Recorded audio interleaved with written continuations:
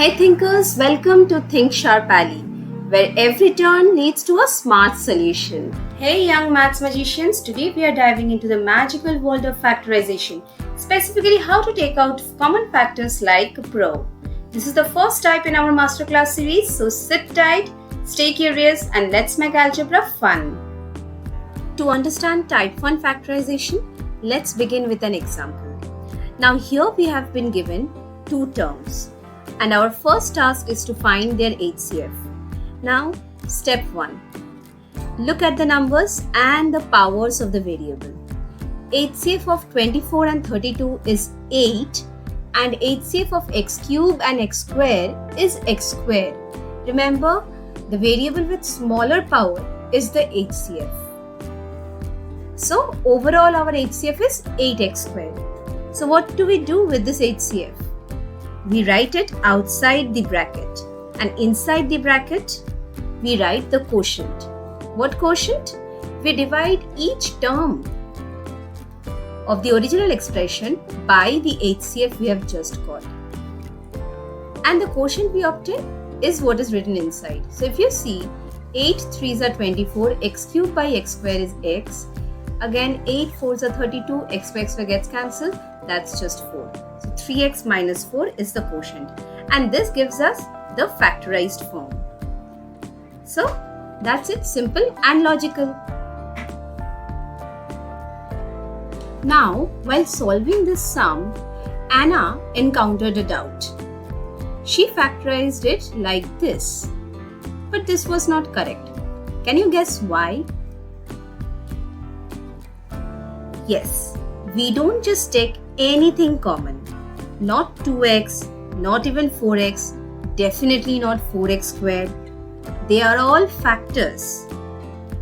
But we have to take the highest common factor, right? Which is in this case 8x squared. So simple rule. Always look at both the number and the power of the variable when to decide what to take out. So aim for the biggest factor possible. Let's try some more. I have got 3 expressions for us to practice right now. Let us have a look at the first expression.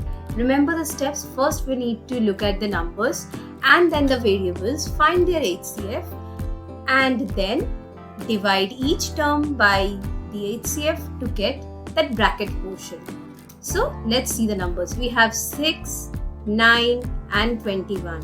So is there a number you can find out which will divide all these 3 numbers? Yes, it's 3. So 3 2s are 6, 3 3s are 9 and 3 7s are 21. But there is no other number that will divide 2, 3 and 7, right? So here our HCF of the numbers is 3. What about the variable? X is coming common because it is present in each of the terms, and the smallest power of x is coming as HCF, which is x to the power 1. Again y square, y and y. From here we get y as our HCF.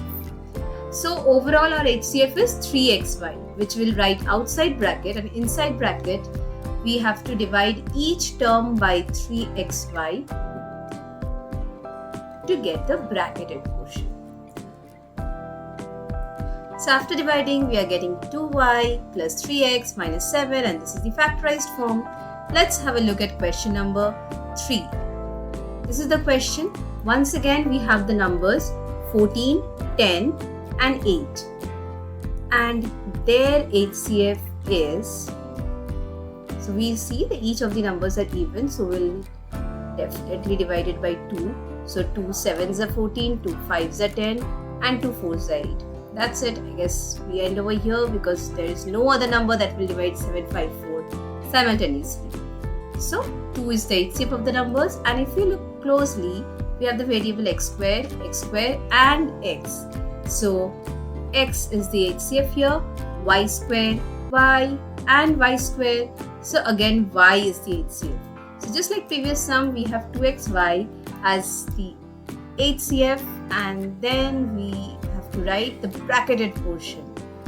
Divide yourself, pause the video and then check your answer.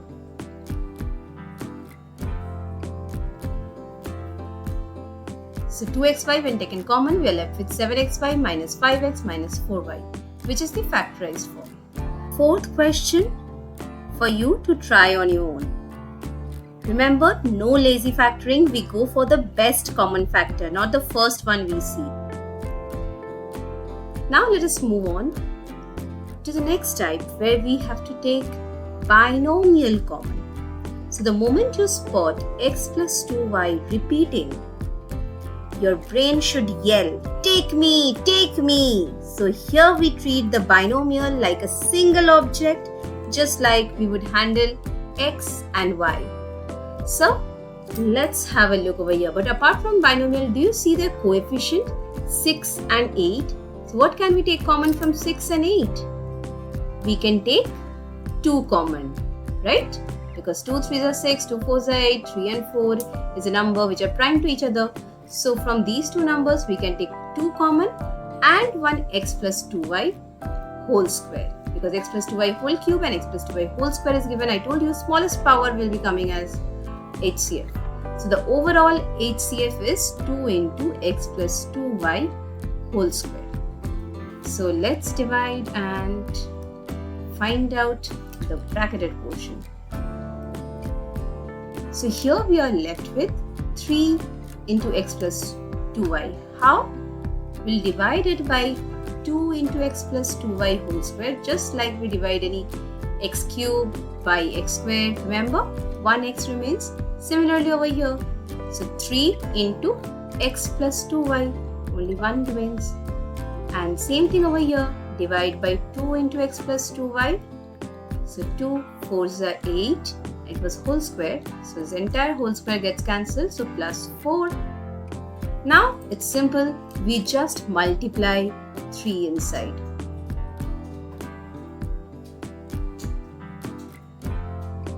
So this is our final factorized form.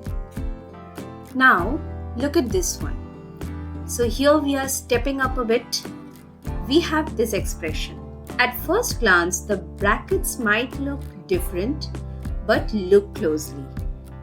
3q minus 2p is actually same as 2p minus 3q in reverse, right? Just in reverse with a negative sign.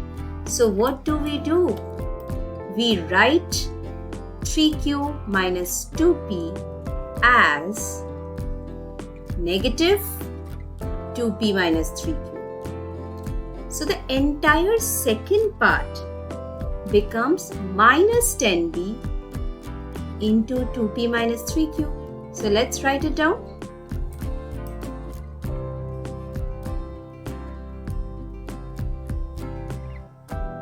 So now it's just like before, same binomial in both the terms. So we'll take this common. Apart from that, we need to check 15a and 10b as well. So from 15a and 10b, what is the HCF? It's 5.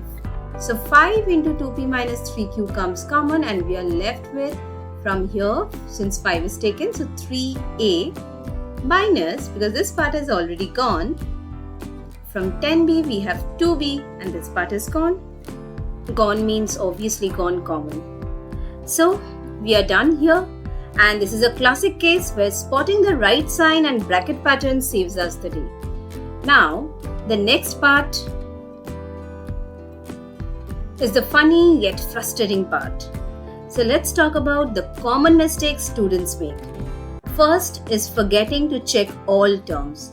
They look at just first 2 terms and completely ignore the rest.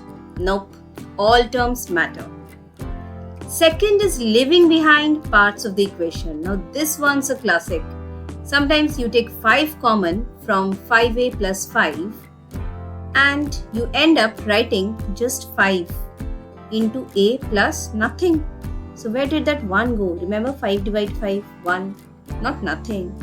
So not taking the highest common factor. This I have already discussed previously. So why take 2 when you can take 6, or 4x when you can take 8x squared? So always go for the maximum. It makes your life easier later. So next time, check all the terms. Now, this one's fun. It's like maths detective mode. So you will see 3 factorization attempts that have something fishy in them. So look at the student's answer and try to spot the error. Was it a missing one? Was it a non-highest common factor? Or was something left behind? Think, observe, and call it out like a pro. And that's a wrap for Type 1. If you master taking common factors, you have already cleared the first hurdle in algebra factorization. Next time we meet, we will dive deeper into other types.